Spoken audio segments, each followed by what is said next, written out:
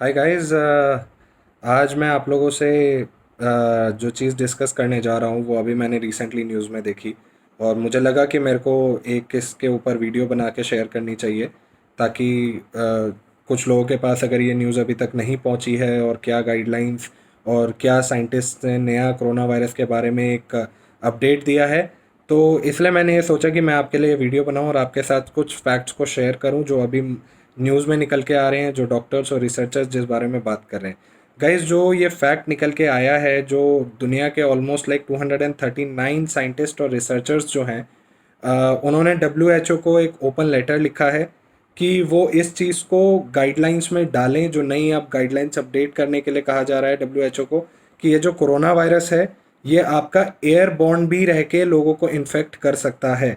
और ये जो रिसर्चर्स और साइंटिस्ट्स हैं, इनके अकॉर्डिंग जो ये एकदम से जो कोरोना वायरस के इन्फेक्शन का ये जो एकदम से ब्लास्ट हुआ है, तो कहीं ना कहीं इसका रीज़न ये हो सकता है कि ये वायरस एयरबॉर्न ज़्यादा समय तक रह पा रहा है और ये एयरबॉर्न रह के लोगों को इन्फेक्ट कर सकता है।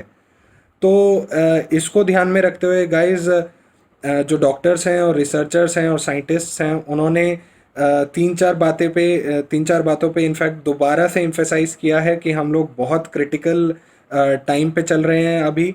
और अगर हमने थोड़ी सी भी ढील बरती, आप ये मान के चलिए कि कोरोना वायरस को अगर ख़त्म करना है तो सबको साथ मिल के काम करना पड़ेगा। और अगर किसी ने भी ढील बरती, मान लीजिए वो सारे एफर्ट्स जो सबने लिए थे वो किसी काम के नहीं रहेंगे।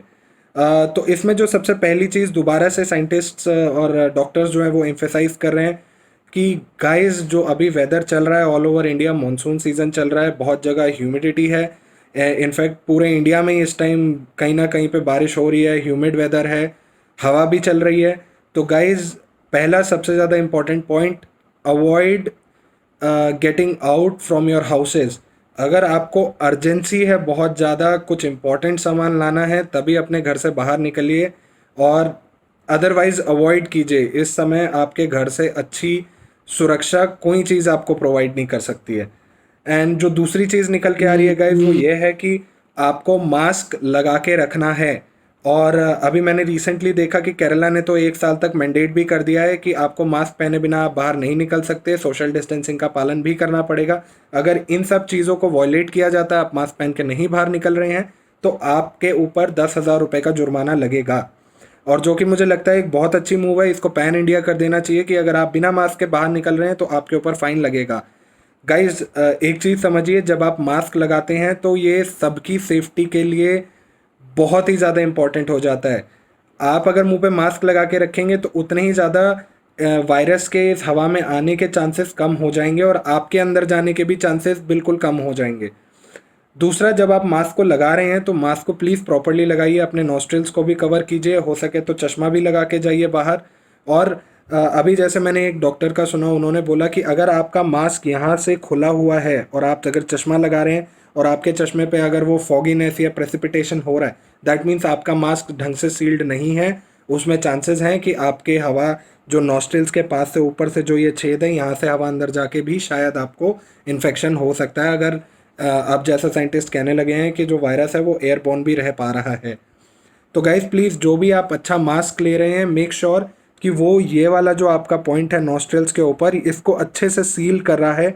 अंदर आपके हवा जाने की जो जगह है वो सिर्फ आपके मास्क के थ्रू ही होनी चाहिए, और कोई पॉइंट यहाँ से यहाँ तक नहीं होना चाहिए कि जिससे आपके मास्क में हवा जा रही हो। मैं ऐसा नहीं कहता हूँ बिल्कुल 100% सील कर दीजिए, बट जितना पॉसिबिलिटी हो उसे अपने फेस के कांटेक्ट में रखिए और क्लोज कांटेक्ट में रखिए।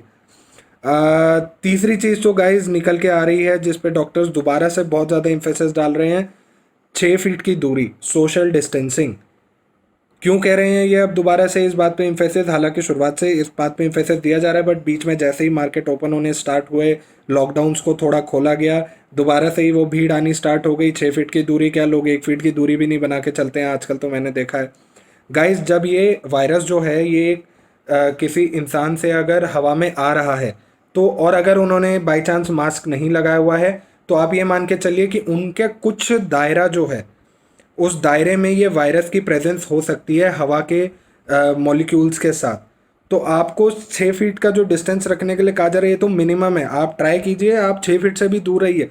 मिलना है लोगों से, दूर खड़े रह के मिलिए, कोई दिक्कत नहीं है, मिलने से कोई नहीं रोक रहा है, बट दूर खड़े रह के मिलिए जितना हो सके गाइज। मार्केट्स में, क्लोज स्पेसेस में आप जितनी दूरी बना के रखेंगे गाइज, आपके लिए और दुनिया के लिए और इस देश के लिए उतना ही ज़्यादा आसान होगा इस कोरोना से लड़ना और इसको डिफीट करना। तो प्लीज़ दोबारा से ये जो नई गाइडलाइंस अभी जारी करने वाला है WHO और जो डॉक्टर्स ने दोबारा से एम्फेसिस दिया है, 3 चीज़ें गाइज। पहला, आपको बाहर जाना अवॉइड करना है।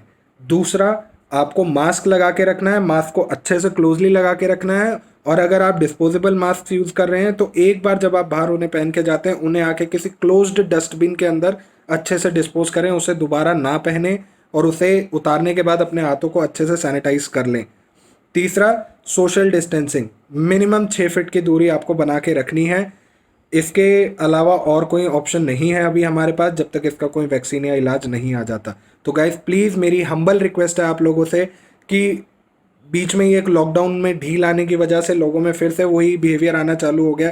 गाइज नहीं, इसको नहीं छोड़ना है अभी बिहेवियर को। अभी भी हम लोग बहुत क्रिटिकल स्टेज पे चल रहे हैं। हम लोग वर्ल्ड में नंबर 3rd पोजीशन पे आ चुके हैं कोरोना वायरस के जो केसेस हैं हमारे देश में। तो गाइज प्लीज़ मेरी हम्बल रिक्वेस्ट है, ये जो पॉइंट्स मैंने बताए लोगों के साथ शेयर करिए और उनको भी सिखाइए और खुद भी इन बातों का ध्यान रखिए। Thank you so much.